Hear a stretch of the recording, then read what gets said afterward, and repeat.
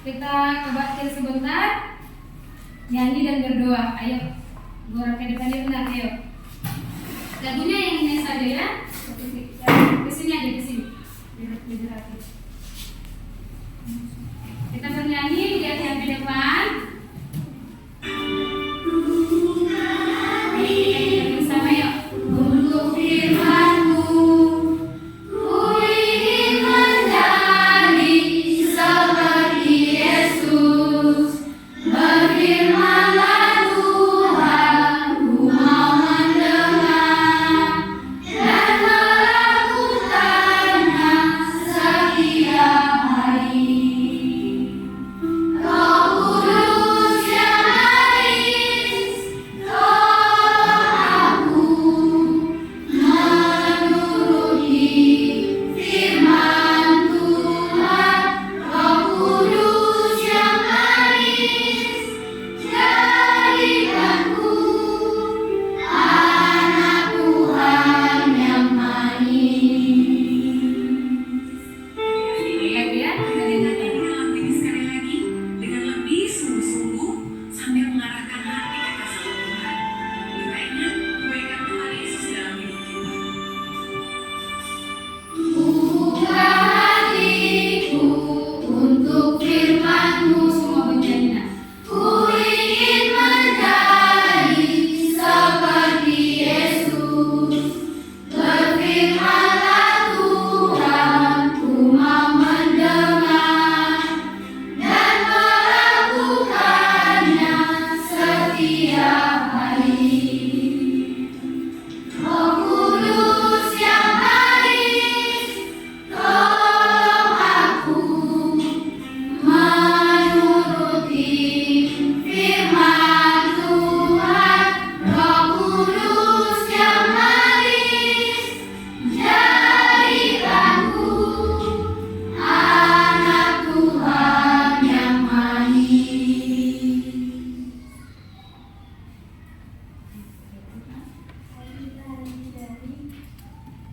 Power on.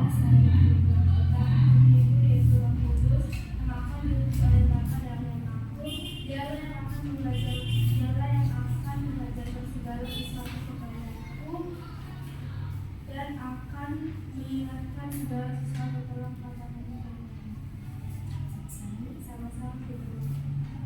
Yohanes 14 ayat 26. Tetapi penghibur yaitu Roh Kudus yang akan diutus oleh Bapa dalam namaku, Dialah yang akan mengajarkan segala sesuatu kepadamu dan akan mengingatkan kamu akan semua yang telah Kukatakan kepadamu. Amin.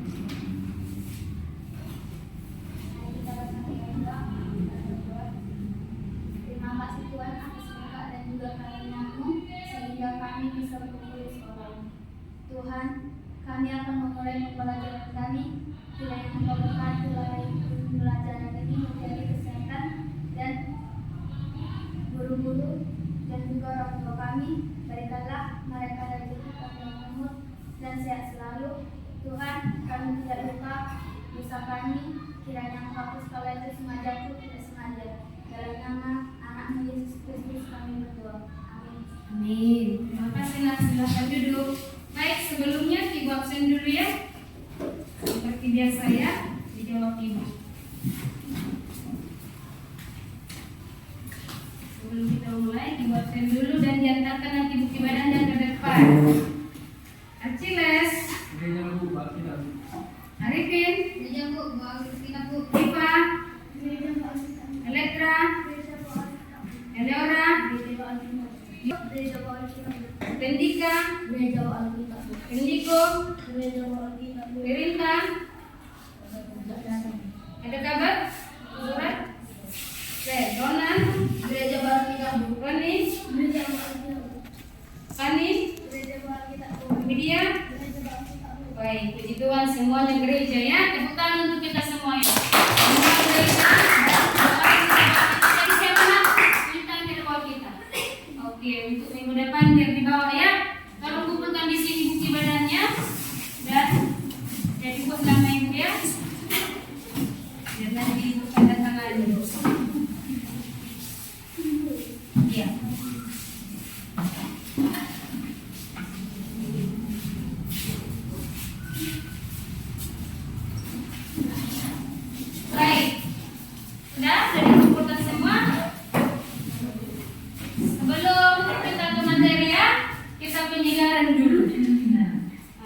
segar otaknya, fresh badannya. Lihat dulu video yang di depan dan kita ikuti ya. Semua berdiri dulu nak, ayo kita berdiri dan penjelasan kita refresh waktu kita menerima pelajaran hari ini.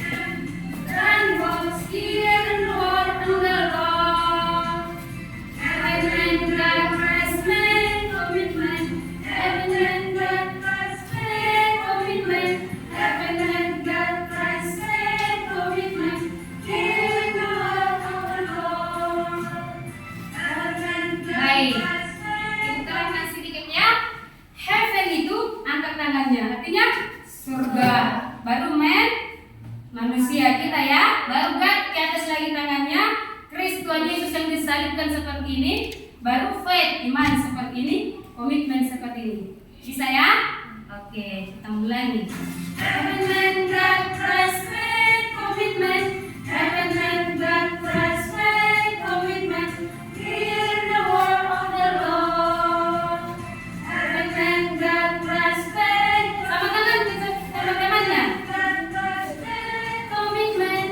Heaven and God, Christ, faith, commitment.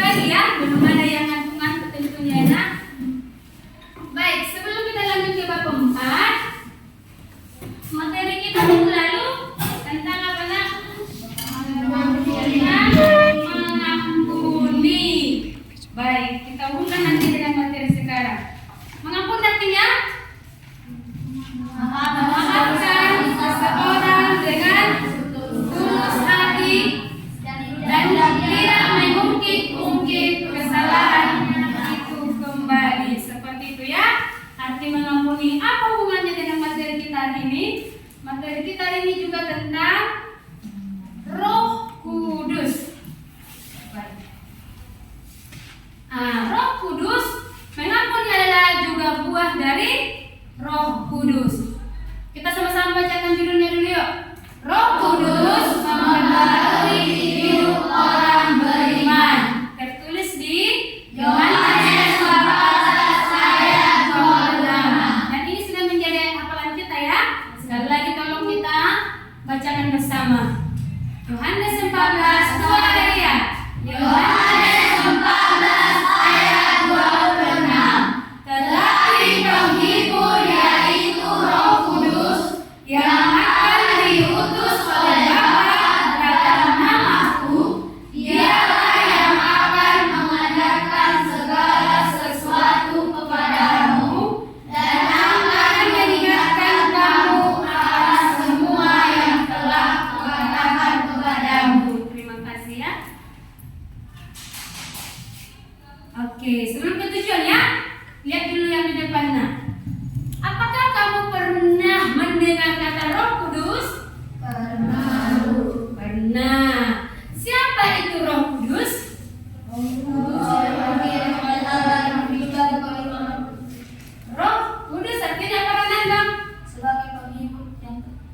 semua orang dididik oleh Bapa dan berbuat Bagus. Yang lain, Roh Kudus adalah Roh Kudus yang diutus oleh Bapa dalam nama penghibur. Yang lain apa bang? Roh Kudus adalah pribadi ketiga dalam Tritunggal Allah bersama dengan Allah. Good, pribadi ketiga. Oke, apa yang kamu ketahui tentang Roh Kudus? Kudus dalam Memperbaharui hidup manusia. Bagus ya. Dan itu nanti akan kita jelaskan di pelajaran kita hari ini. Mari kita lihat dulu tujuan pembelajaran kita hari ini. Yang pertama, siswa memahami bahwa Roh Kudus adalah wujud kehadiran Allah setelah Yesus naik ke surga. Nanti akan Ibu terangkan, Roh Kudus itu adalah wujud Allah setelah Tuhan Yesus naik ke surga kan? Diutuslah Roh Kudus menemani manusia. Yang kedua, siswa dapat mengungkapkan cara Roh Kudus berperan di dalam hidupnya sehari-hari. Setelah kita memahami materi ini nanti berarti kita mempraktekkannya dalam kehidupan kita bahwa kita adalah anak Roh Kudus. Itu. Yang ketiga, siswa menjelaskan ciri-ciri manusia yang diperbaharui oleh Roh Kudus. Dan kalian akan mampu mengingat, menjelaskan dan melakukan bagaimana manusia yang diperbarui oleh Roh Kudus. Yang keempat, siswa menghasilkan karya yang berkaitan dengan karya Roh Kudus. 5. Siswa bersikap sebagai manusia yang telah diubah dan diperbarui oleh Roh Kudus. Tapi tujuan kita hari ini sampai nomor 3 aja. Minggu depan kita akan membuat karya yang berkaitan dengan Roh Kudus, misalnya menggambar buah Roh, seperti itu dan yang lainnya nanti ya. Tapi materi kita hari ini kita jawab hanya sampai nomor 3. Oke. Baik. Sambil dilihat buku paketnya ya. Buku paket halaman 41. Roh Kudus menguatkan orang beriman. Di sini dijelaskan awal manusia dapat Roh Kudus. Ya, kapan manusia itu didatangi Roh Kudus atau mendapatkan Roh Kudus? Coba baca dulu apa? Setiap orang Kristen yang depan aja. Setiap orang Kristen hidup bersama dengan Roh Kudus. Orang Kristen Mengimani bahwa Roh Kudus hadir pada saat ia dibaptiskan, yaitu ketika pendeta mengucapkan rumusan yang diakui oleh gereja di segala abad dan tempat. Aku membaptiskan engkau dalam nama Allah Bapa, Allah Anak, dan Allah Roh Kudus. Oke. Amin. Kau lihat gambarnya itu?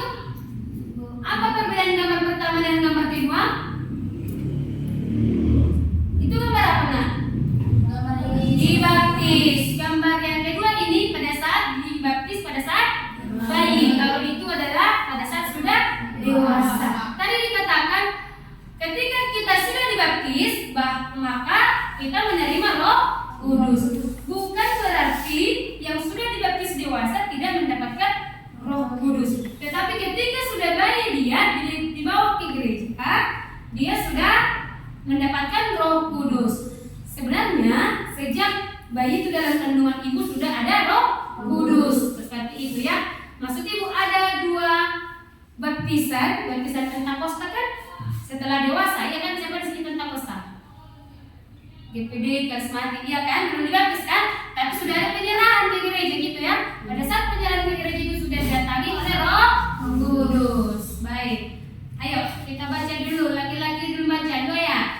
Sebuah janji Roh Kudus yang sangat penting bagi orang-orang Kristen sejak awal gereja terbentuk. Sejak murid-murid Tuhan Yesus mendapatkan pencurahan Roh Kudus, mereka memperoleh kekuatan yang luar biasa yang memungkinkan mereka berdiri tegak tanpa takut di Yerusalem dan berbicara kepada orang banyak tentang siapa Yesus yang mereka salibkan. Ini gambar apa?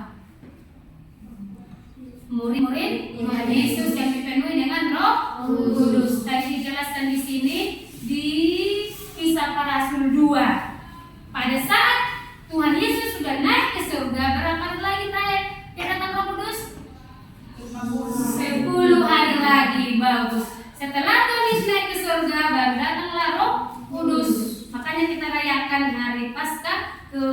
Pentakosta berapa hari? 10 hari. Di Yerusalemlah kejadian ini. Murid-muridnya didatangi oleh Roh Kudus. Apa yang mereka bahasakan? Yaitu tentang Tuhan Yesus yang mereka salibkan. Orang-orang berdosa salibkan untuk diceritakan dalam bahasa Roh bahwa manusia ini sudah diselamatkan oleh Tuhan Yesus bagi orang yang percaya. Demikian ya. Baik. Kita mau pengertian tentang Roh Kudus. Oke, Ibu aja bacakan ya. Tuhan sendiri menjanjikan bahwa Allah akan mengutus Roh Kudus kepada muridnya, yaitu penghibur. Itu yang kita hafal ya. Yohanes 14 ayat 26. Oke, biar kita ingat nanti ya. Penghibur dalam bahasa Inggris diterjemahkan menjadi comforter.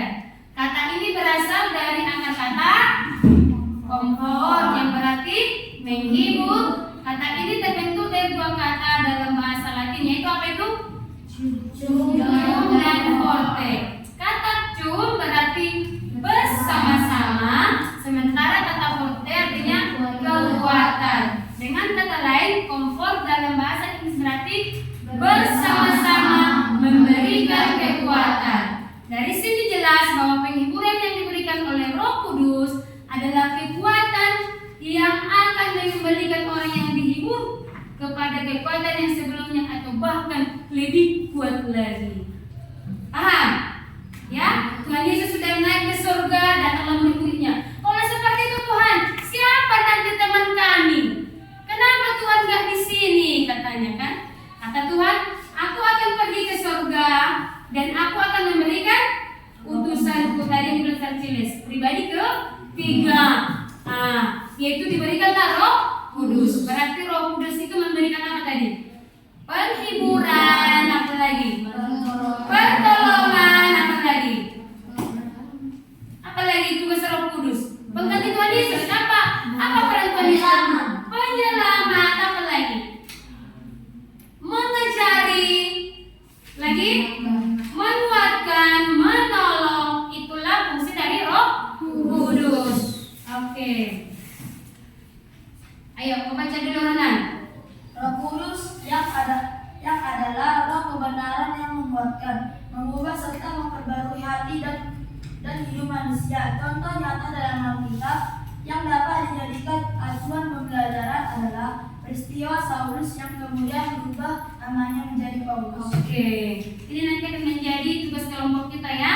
Bagaimana Saulus diperbaharui oleh Roh Kudus menjadi Paulus. Yang tadinya dia bagaimana dan akhirnya dia menjadi bagaimana. Yang jelas di sini kau harus mengerti roh kebenaran yang menguatkan, mengubah serta memperbarui hati hidup manusia. Menguatkan, mengubah dan memperbarui manusia. Ya, oke. Ciri-ciri orang yang dipenuhi Roh Kudus. Oke. Kenapa ibu gambar tersenyum? Karena orang yang sudah dapat Roh Kudus itu mukanya tersenyum. Semua dulu senyum. Lihat temanmu, senyum yuk. Senyum yuk. Lihat dulu kiri kanan. Belum dilihat seri itu temannya senyum. Oke, karena orang yang sudah dipenuhi Roh Kudus itu tersenyum, tidak marah-marah ya. Oke, kita akan lihat bagaimana ciri-cirinya yuk. 1. Mampu bertahan menghadapi godaan. Siapa bisa berikan contoh? Mampu bertahan menghadapi godaan.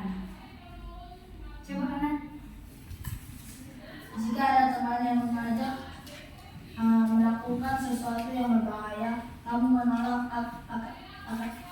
tidak melakukan. Apa yang berbahaya itu nak? Contohnya melakukan. Oh, kita tangan ke Ronan. Seperti itu ya.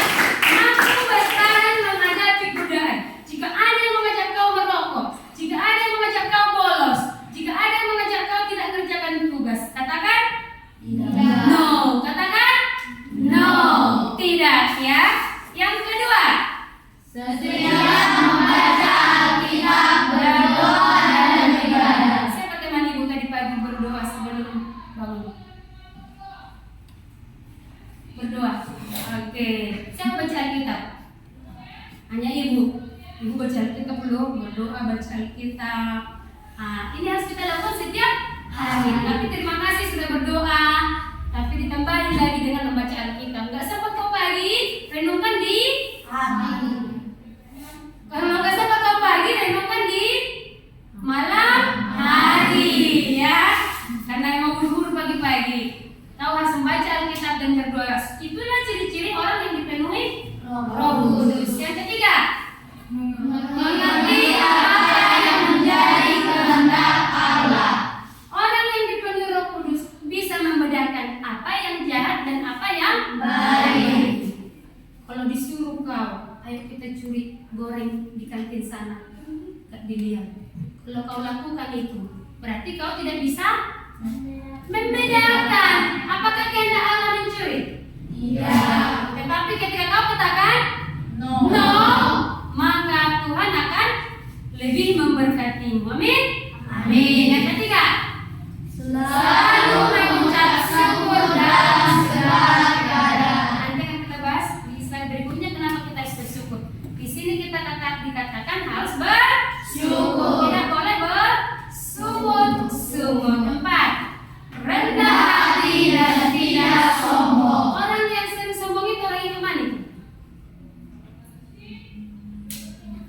Yang merasa dirinya pandai, merasa dirinya paling benar, merasa dirinya paling hebat, merasa dirinya Paling berkuasa. berkuasa, kaya, sehingga dia sombong. Padahal semuanya adalah milik Tuhan. Ngapain disombongkan? Kita harus memiliki sikap bagaimana? Rendah hati. Yang terakhir, Menerima dan menghargai semua orang tanpa kecuali. coba contohnya Ciles. Tidak memilih teman. Good. Apalagi contohnya? Menerima dan menghargai semua orang tanpa terkecuali. Tidak memilih-milih teman. Tidak ada karena dia kaya kau temani, karena dia jelek nggak kau temani. Semua harus ditemani. Karena itu adalah ciri anak Tuhan. Tidak ada kata membuli, tidak ada lagi kata dia kotor, dia bau. Tidak, semua sama. Kalau kau melihat temanmu kurang bagus, bisa kau tegur dulu ya. Bajumu kurang bersih, bajumu kurang rapi. Jangan jadi tidak ditemani. Oke, sebelum baca yuk. Menerima 2 ya. Menerima dan menghargai semua orang tanpa kecuali. Yang ini selalu mengucap syukur dalam segala hal. Kenapa kita harus bersyukur? Ada beberapa alasan. 3 alasan kita mengucapkan syukur. Baik, sebelum kita baca, Ibu mau kalian berpikir, kenapa kita harus bersyukur? Kenapa kita harus bersyukur, Grace? Diucapkan aja, salah nggak apa-apa.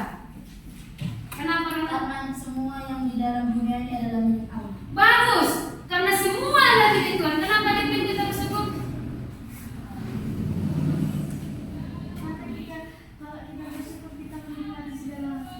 Bagus, kalau kita bersyukur jadi kita happy katanya. Jadi kita menikmati segalanya. Apa lagi? Kenapa kita harus bersyukur? Yang terutama, kenapa? Kenapa kita harus bersyukur? Semua benar ya? Karena Allah menciptakan kita sempurna. Bagus, Allah menciptakan sempurna. Yang pertama, kenapa kita harus bersyukur adalah semua aja yuk. Mengucap syukur adalah kehendak Allah supaya umatnya senantiasa mengucap syukur. Kenapa kita harus bersyukur Orlando? Karena itu adalah perintah Allah. Jadi kita harus bersyukur. Yang kedua, mengucap syukur mendatangkan kelegaan dalam hidup bahwa kita paham bahwa hidup kita berada dalam Allah Sang Maha. Oke, benar yang dikatakannya. Kita adalah ciptaan Tuhan, sempurna. Kita harus bersyukur. Kita membuat kelegaan dalam hidup kita. Kita paham bahwa hidup ini adalah milik Tuhan. Karena itu kita harus bersyukur. Yang ketiga, mengucap syukur baik bagi kesehatan dan tubuh kita. Seperti bilangnya tadi, orang yang sering bersungut-sungut itu adalah orang yang pemalas. Apa lagi? Orang yang sering bersungut-sungut adalah orang yang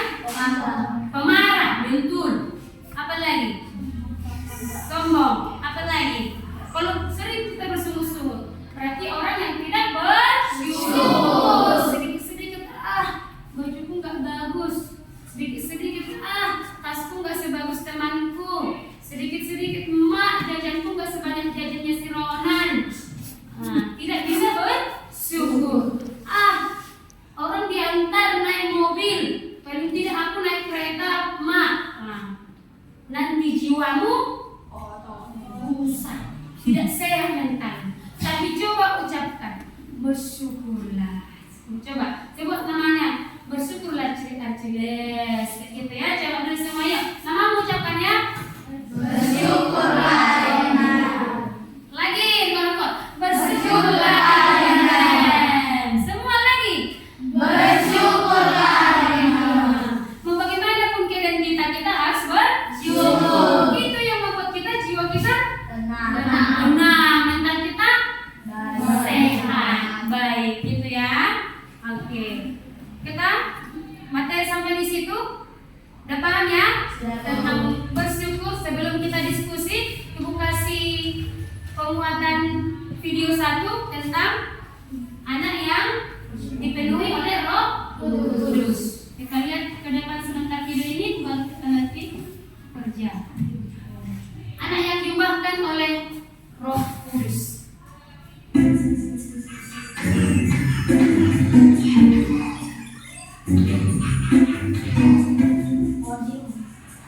Males banget belajar. Matematika kan susah banget. Ini game juga lagi seru. Terus aku ngerti aja sama si Ben. Aku suruh Ben belajar, terus aku tinggal nanya deh sama dia.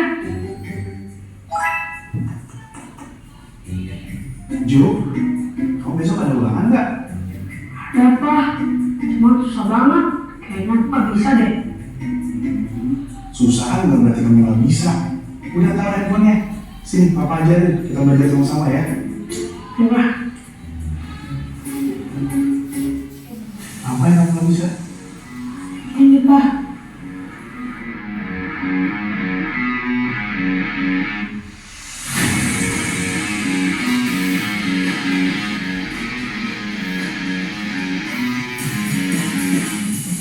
Makasih ya, Pak.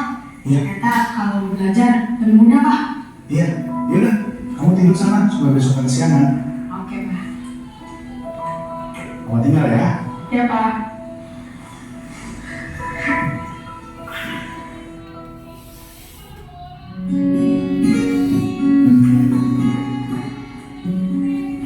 Guys, lihat guys, Cun duduk sendirian.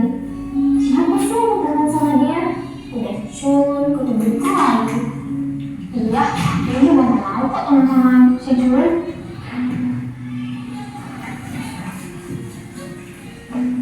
Ben, aku boleh duduk di sini nggak? Boleh, emangnya kamu gak mau duduk bareng aku? Apa kamu? Jo, kok kamu mau sih bareng sama si Cun? Ya kasihan, kan dia sendiri. Jadi aku temenin aja deh. Aneh banget sih. Udah lah, kita pergi aja yuk. Iya ya, kok aku bisa kasihan sama dia dan mau duduk makan bareng dia. Tapi hati aku udah mulai dari seneng sih. Gak apa-apa deh, dia juga sadar kok.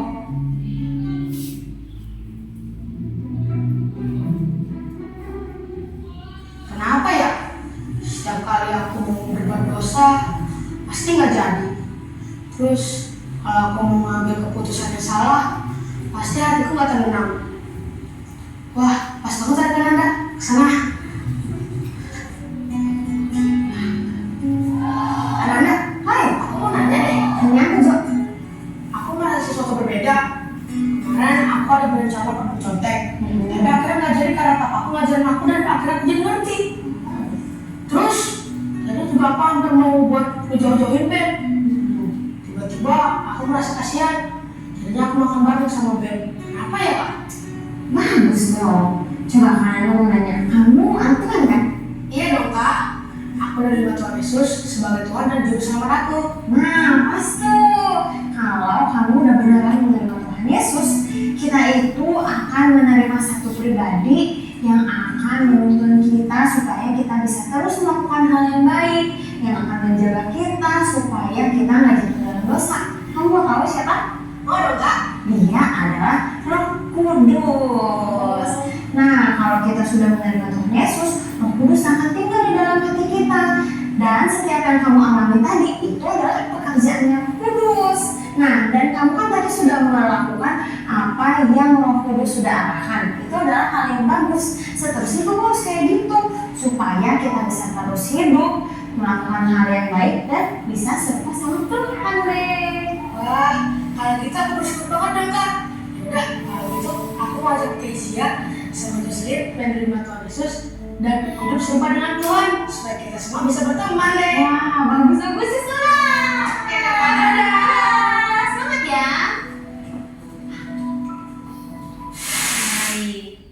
Tolong dulu Arifin ke depan Mas, coba ceritakan apa yang kau dapatkan dari video itu. Ya, di sini ya. Dari video yang ditayangkan tadi, saya dapat menerima bahwa Roh Kudus selalu menguatkan kita untuk berbuat baik. Dan ketika kita ingin berperilaku buruk atau ingin berbuat jahat, Roh Kudus akan menguatkan kita untuk berbuat lebih baik. Karena Tuhan Yesus mengutus Roh Kudus sebagai kepribadian yang ketiga bagi kita.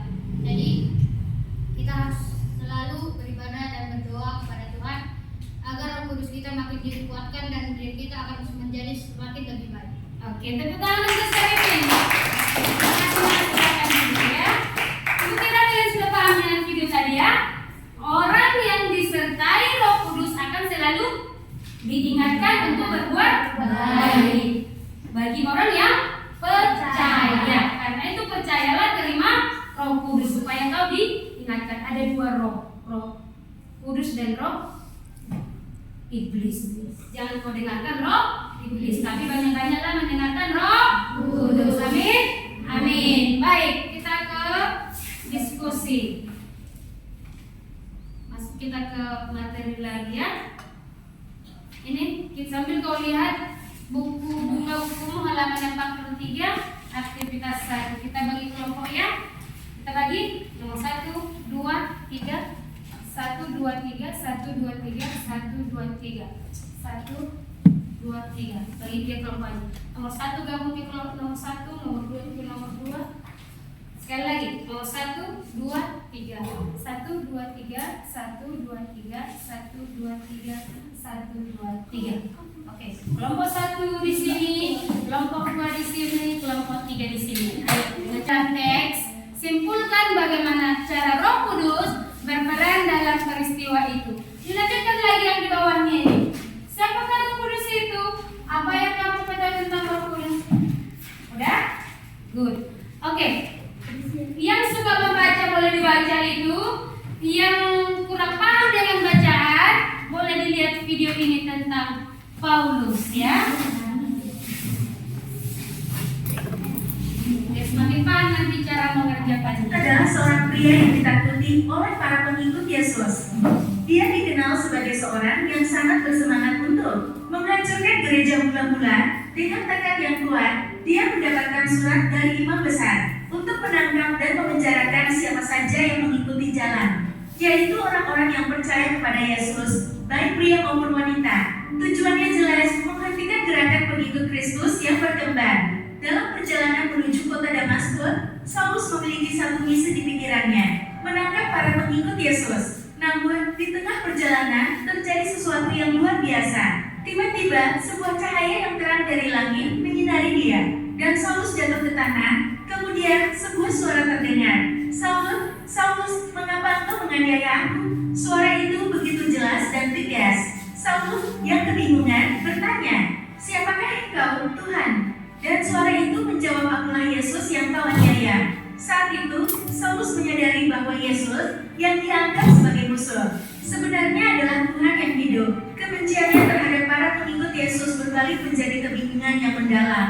Yesus memerintahkan Saulus untuk bangkit dan masuk ke kota Damaskus, di mana dia akan diberitahu apa yang harus dilakukan. Ketika Saulus bangkit, dia tidak bisa melihat apa-apa. Cahaya terang itu telah membuatnya buta.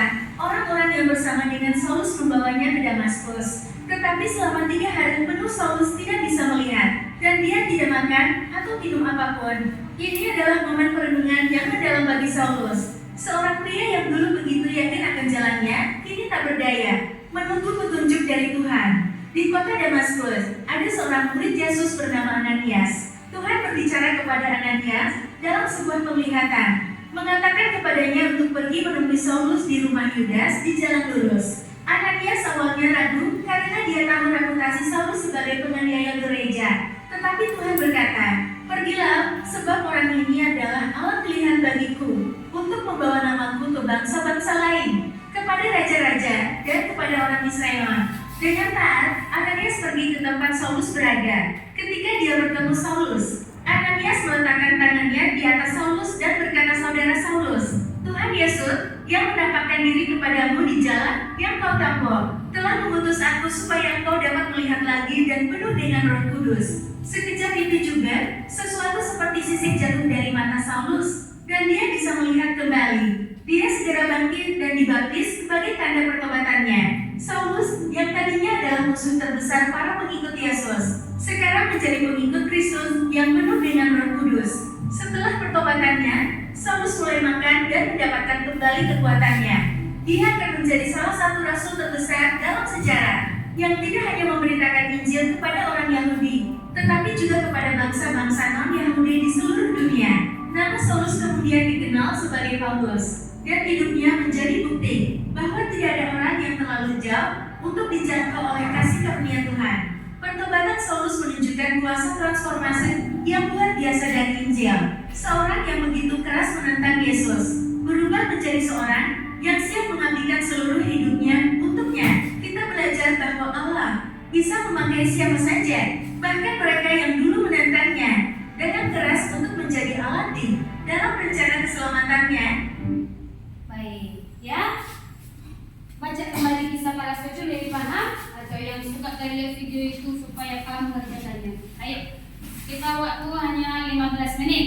Baru kita presentasikan nanti ke depan apa hasil diskusimu. Ayo.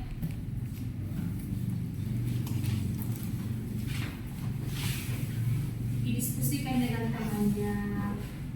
Satu orang yang menuliskan jawabannya seperti itu. Ayo lagi, Pi. Kelompok ini apa yang menuliskan? Ayo isi Grace. Ayo baca lagi. Kita kerjakan ya.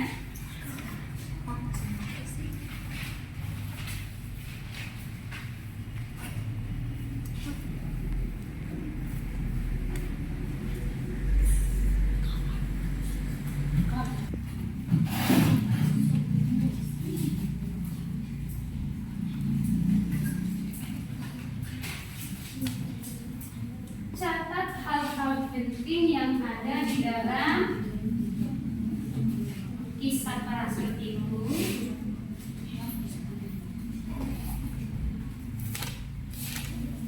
Diskusikan dengan temannya dan bagaimana Roh Kudus bekerja dalam Paulus. Dilanjutkan dengan halaman 53, aktivitas 1. Apa itu Roh Kudus? Ya. Dalam kisah Paulus duluan dulu, baru kita kerjakan yang ini. Kisah Paulus dulu. Kita urutkan dari kisah para rasul sendiri tadi nak.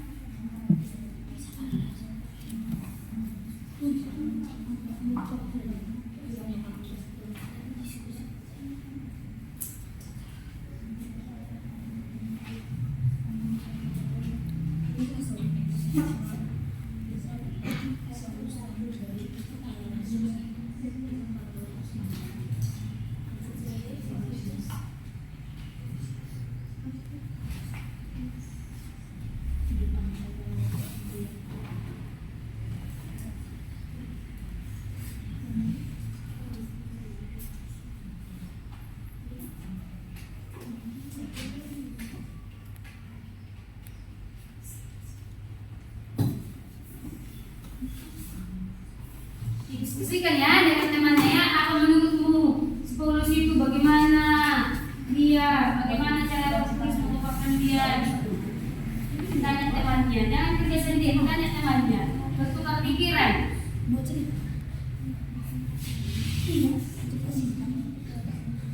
Keluarkan pendapatmu Ciles.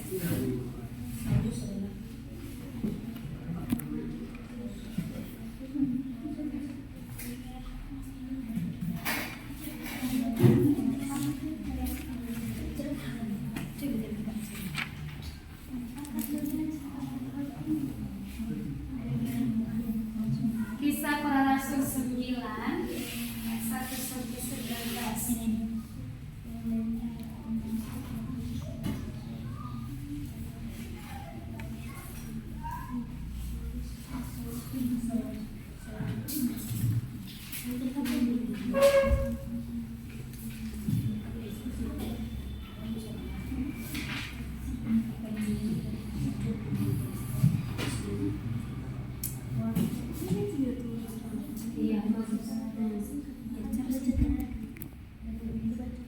Iya, ya, 3 bulan sampai datang masing-masing kan? Oh,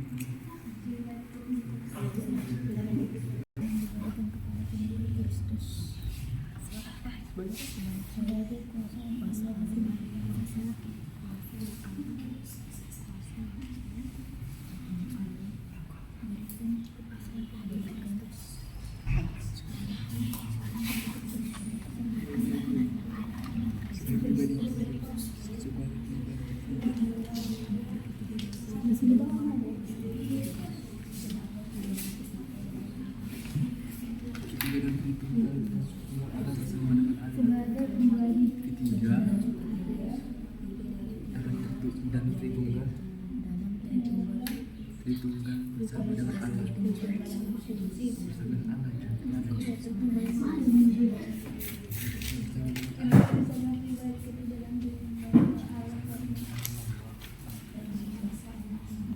Sebagai bersama dengan Allah.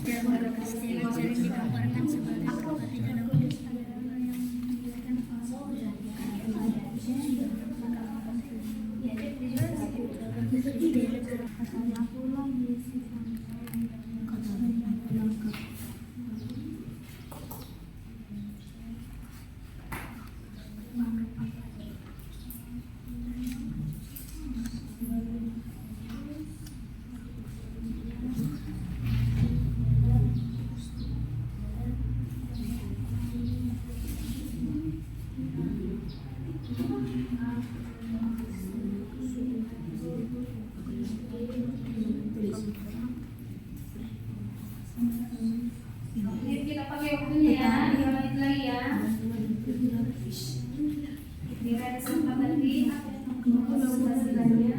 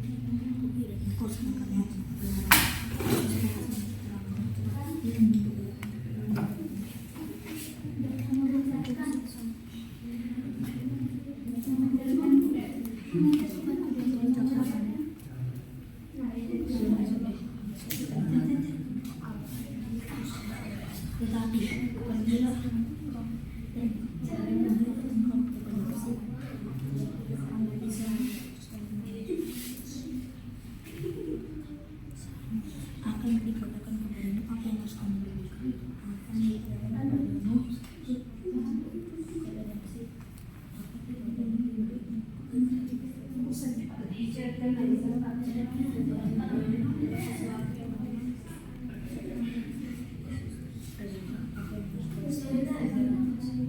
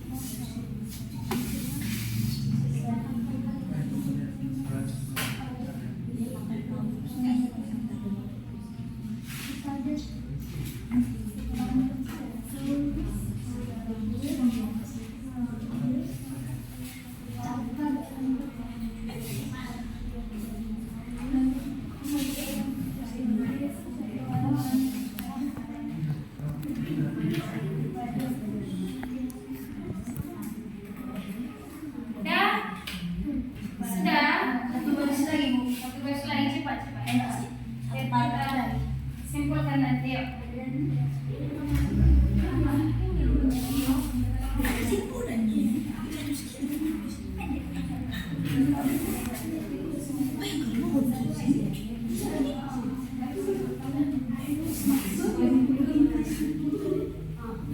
Ya, sudah kita ke depannya.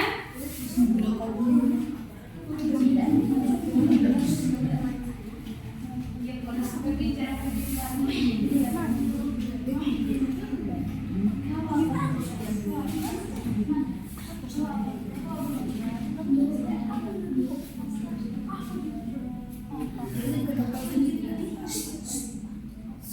saya.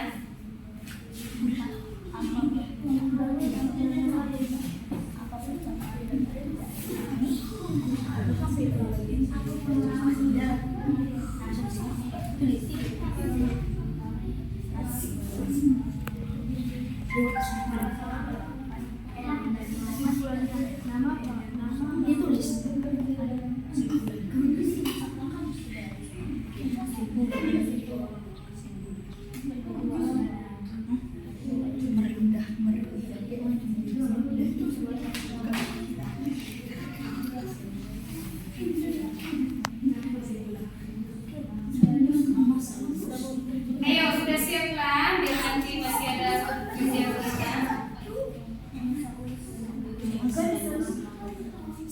Kelompok 1, kelompok 2, kelompok 3 ke depan. Wakilannya. Langsung aja nanti simpulkan di depan. Masih kita apa?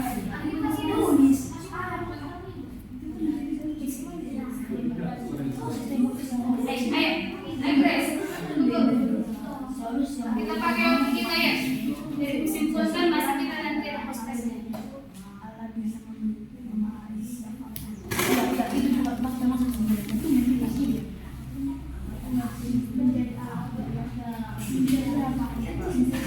Pani.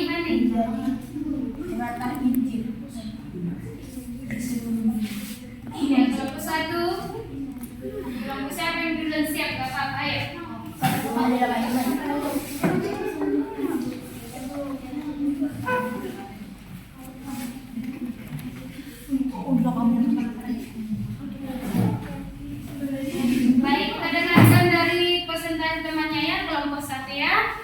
Oke. Tadi yang belum satu, saya dengar temannya biar kita buat nanti kesimpulan. Saya perwakilan dari kelompok 1 akan membacakan hasil diskusi kami. Siapa Roh Kudus itu? Yang pertama dulu nah, bagian pertama. Paulus. Paulus. Roh Kudus menggerakkan hati Paulus yang sebelumnya memburu orang Kristen dan sekarang menjadi pengikut Yesus. Dalam peristiwa pertobatan Paulus, Roh Kudus berperan melalui Ananias, seorang murid di Diamsyik. Setelah Paulus buta, Ananias diperintahkan oleh Tuhan untuk pergi menemui Paulus, menumpangkan tangan kepadanya dan mendoakannya agar Roh Kudus. Dengan demikian, Roh Kudus bekerja melalui Ananias untuk memulihkan penglihatannya, pulih dan ia dipenuhi dengan Roh Kudus. Dengan demikian, Roh Kudus bekerja melalui Ananias memilih penglihatan Paulus. Apakah pengetahuan kalian tentang Roh Kudus itu sama atau berbeda? Apakah persamaan dan perbedaannya? Persamaan. Roh Kudus dianggap sesuai kebutuhan Allah yang akan memberikan kekuatan, bimbingan dan inspirasi kepada orang yang percaya. Perbedaan. Roh Kudus bekerja dalam diri orang-orang tertentu seperti para nabi, raja dan imam untuk tujuan khusus. Siapa Roh Kudus itu? Sebagai kuasa Allah berikan kepada Kristus. Sebagai pribadi ketiga dalam Tritunggal bersama dengan Allah Bapa, Allah Anak dan Allah Roh Kudus. Apa yang kamu ketahui tentang Roh Kudus? Yaitu Allah yang berwujud Roh Kudus pada cabang kekristenan sering digambarkan sebagai merpati dalam ikonografi. Roh Kudus adalah Roh yang menguduskan orang percaya, memimpin mereka dalam kebenaran dan memberikan karunia rohani. Oke, terima kasih. Tepuk tangan untuk kelompok 1. Kelompok 2, nanti kita diskusi semua ya. Ayo, Arifin, bacakan kelompok 2. Udah mereka paparkan bagaimana cara Roh Kudus mengubahkan Saulus dan pendapat teman-teman tentang Roh Kudus. Ayo Arifin. Atau siapa sih letter? Yang membaca tulis, cuma baca hasil diskusi. Perkenalkan, nama saya Baru Yuga Sebenarnya saya perwakilan dari kelompok 2. Hal yang penting yang kami dapatkan dari kisah para rasul 9 ayat 19. Kedaulatan kasih karunia Allah yang mengubah musuh menjadi sahabat. Pentingnya menjadi sahabat. Pentingnya pertobatan dalam kerendahan hati serta kuasa Roh Kudus dalam pekerjaannya melalui orang-orang yang dipilih Tuhan seperti Paulus dan Ananias. Kesimpulan yang kami dapatkan setelah simpulkan bagaimana cara Roh Kudus berperan dalam peristiwa itu. Setelah Tuhan datang dan menyuruh Saulus pergi ke Ananias, di sana dia merenung bahwa yang dia lakukan itu salah. Dan setelah Ananias telah mengubah matanya menjadi normal, dia memiliki tekad yang kuat untuk memberitakan Injil di mana-mana. Di situ Roh Kudus berperan dalam menguatkan tekadnya sebagai pemberita Injil.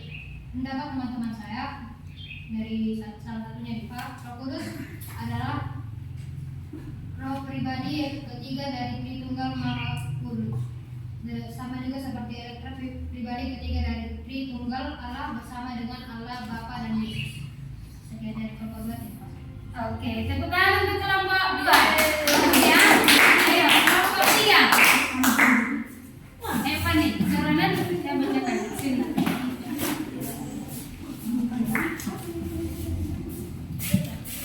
Selamat pagi untuk teman-teman dan guru-guru yang telah hadir pada sore ini. Selamat pagi. Saya dari kelompok 3 akan mempresentasikan tentang bagaimana Roh Kudus mengubah hidup Saulus. Saulus adalah pembunuh umat Tuhan. Saat perjalanan Saulus ke Damsyik, ia didatangkan oleh cahaya memantul dari langit mengelilingi dia. Dari cahaya itu terdengar suara Tuhan, "Saulus, Saulus, mengapa engkau menganiaya aku?" Jawab Saulus, "Siapa engkau Tuhan?" Katanya, "Akulah Yesus yang engkau aniaya itu. Tetapi pergilah engkau ke Damsyik akan akan dikatakan kepadanya apa yang harus engkau perbuat. Saulus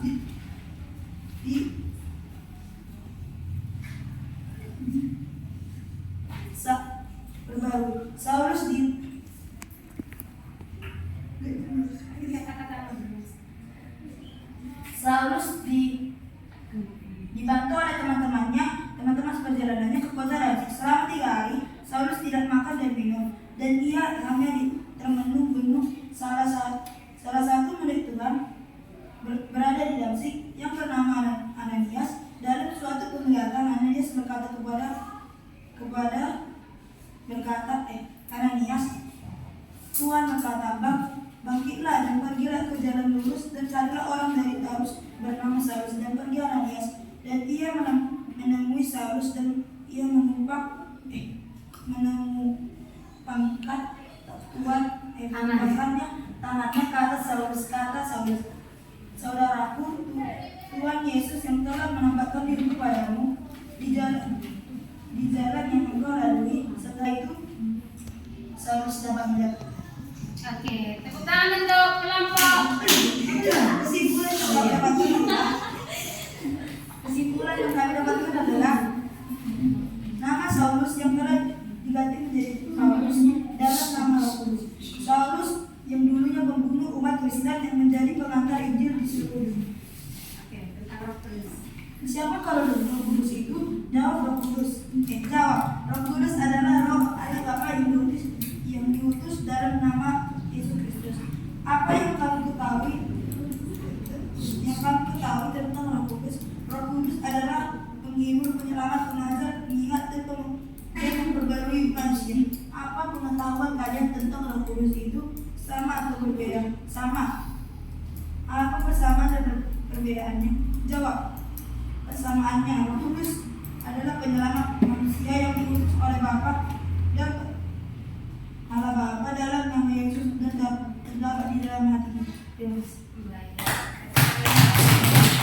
Baik, aku tanya dari kelompok 1 tadi yang mengatakan perubahan dari Saulus menjadi Paulus. Nah, perjalanannya diubahkan oleh Roh Kudus. Yang tadinya Saulus adalah pembunuh menjadi Penyelamat dan pemberita Injil. Dari kelompok 1, kelompok 2, dan kelompok 3 semuanya benar. Benar menceritakan ada Roh Kudus yang mengubahkan hidup si Saulus. Baik, apa kesimpulannya? Apa yang mau kita ambil? Kita tarik dari cerita Saulus. Coba Ronan. Apa yang bisa kita tarik dari kesimpulan cerita Saulus? Semua orang dapat digunakan oleh Tuhan menjadi pengantar hidup. Semua orang bisa dipakai Tuhan. Yang lain? Apa menurut Arifin? Kesimpulan dari revelasi Roh Kudus adalah menguat atau mengubah hidup seseorang yang dulunya jahat atau berperilaku buruk sekarang menjadi orang yang beriman. Contohnya itu Saulus. Dulunya dia adalah pembunuh umat yang mengikut jalan Tuhan. Sekarang dia adalah pemberita Injil Tuhan. Karena dia telah diperbaharui oleh Roh Kudus sehingga dia menjadi baik dan dia memberitakan Injil Tuhan. Itulah yang saya dapatkan dari kesimpulan dari Roh Kudus. Tepuk tangannya untuk teman-teman. Intinya, semua orang akan didatangi oleh Roh Kudus. Asalkan kita mau percaya dan menerima Roh Kudus itu. Kalau kita berdoa, pasti Tuhan mendengarkannya. Ya kan? Apa itu Roh Kudus? Tadi yang dikatakan pribadi ketiga, ada yang mengatakan penolong yang diberikan Tuhan, ada yang mengatakan juga penghibur, pengajari. Semuanya benar. Pengertian dari Roh Kudus. Sekarang Ibu simpulkan, bagaimana anak-anak supaya dipenuhi atau bagaimana ciri-cirimu supaya kau menjadi anak-anak Roh Kudus? Rajin beribadah, selalu bercita-cita, rajin berdoa, berbuat baik, tidak memilih teman, dengan Roh Kudus tadi, saling membantu sesama, bersyukur. Baik, semua benar ya. Kita mau bernyanyi dulu tentang Roh Kudus untuk dan kita mampu melakukan Roh Kudus itu ya. Boleh sambil dilihat ke sini. Siap ini nanti Ibu kasih posters ya.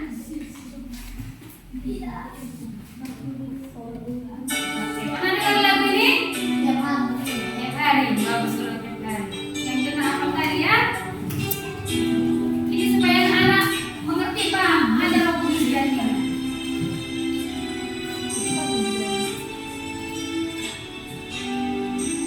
Kita ikuti pelan.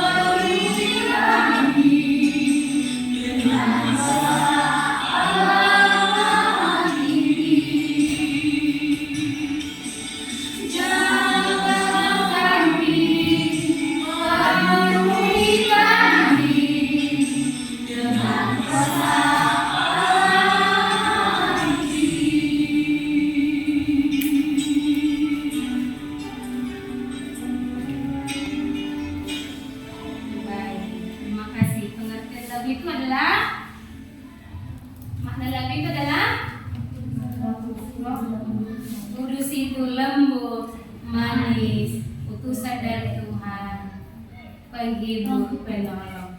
Dengan hasil diskusi yang Ibu dengarkan dan Ibu nilai satu persatu tadi, dan Ibu lihat semua paham dengan makna Roh Kudus. Sekarang bagaimana cara melakukannya di kehidupan sehari-hari, itu yang susah ya nak? Iya kan? Semua sudah paham siapa Roh Kudus itu, bagaimana cara kerja Roh Kudus, bagaimana ciri anak-anak Roh Kudus, sudah paham semua kan? Sekarang bagaimana melakukannya dalam kehidupan sehari-hari? Susah atau gampang? Ya, susah. Sebenarnya gampang. Caranya berdoa. Tuhan, berkati aku supaya bisa melakukan hal yang baik dan dipenuhi dengan Roh Kudus. Di sini Ibu bagi soal untuk melihat pemahamanmu tentang materi yang sudah Ibu sampaikan hari ini. Ya, ini kerja pribadi bukan kelompok, tapi tidak usahlah bergeser lagi karena akan mengganggu Ibu. Hanya belikan saja di sini. Biar lagi goris itu belikan saja ke depan. Diangkat kursinya. Ayo, belikan di sini. Biar